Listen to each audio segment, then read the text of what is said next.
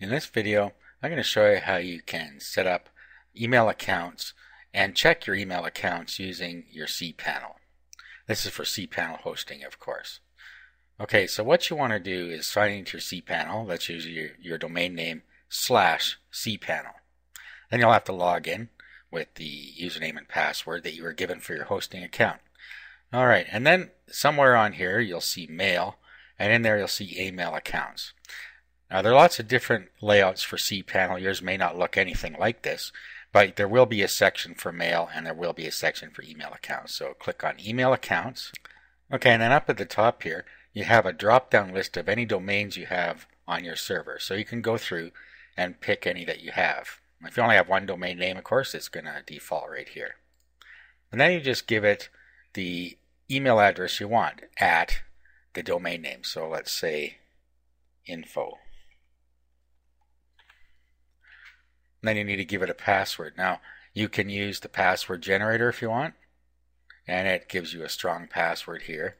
So you can copy that until you saved and copied the password into a safe place, and you should do that.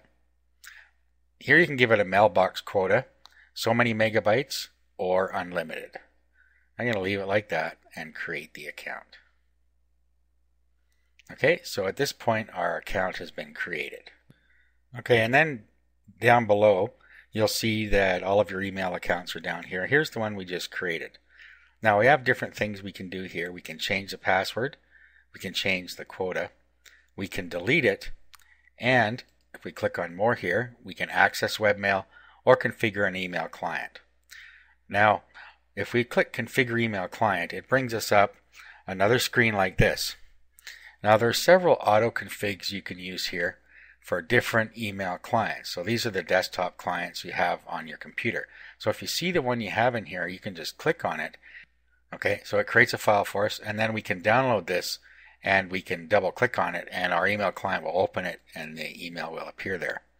Now if it's not in here, you have down here manual settings. So you can take all this, well you can just do it from here. You open up your email client and then you put in the appropriate parameters. Let's go put this into Windows Mail. So this is just an example. So what you want to do now is go to Accounts and then click on Email. Okay, so we put our email address in here. Okay, now our password. So we save that here. Or I saved it in a notepad so I know where it was. Paste that in here. Okay, display name for your sent message. So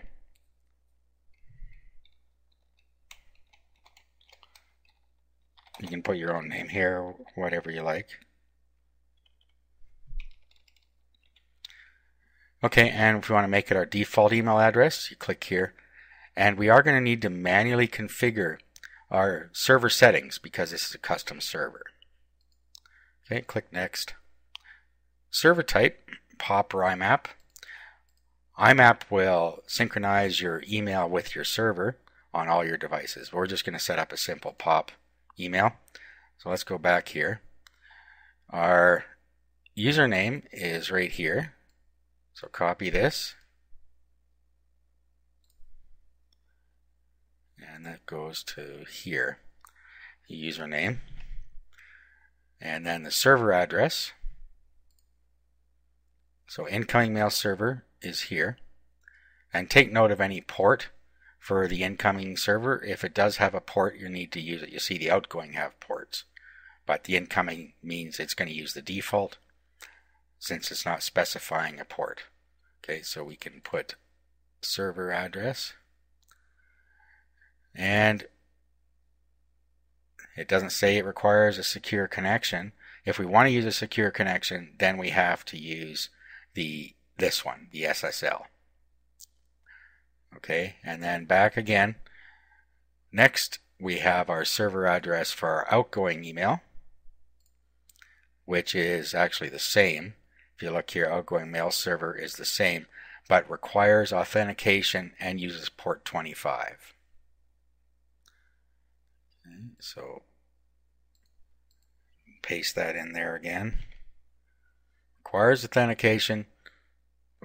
Not that one. Requires authentication. uses port 25. Okay, if we're going to use SSL, again, we can use the outgoing SSL server, and we can put this in there. Okay, so back we go. Click Next, and it has now created the email account for us.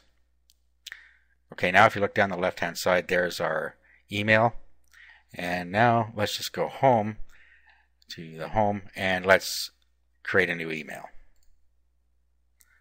So email message. So test it out by sending an email to another email account, and then do the reverse send from the other email account to this account and make sure it works. And if you set it up just like I showed you, it will work. Okay, so that's how you can set up your own email accounts and how you can set your client to retrieve that email.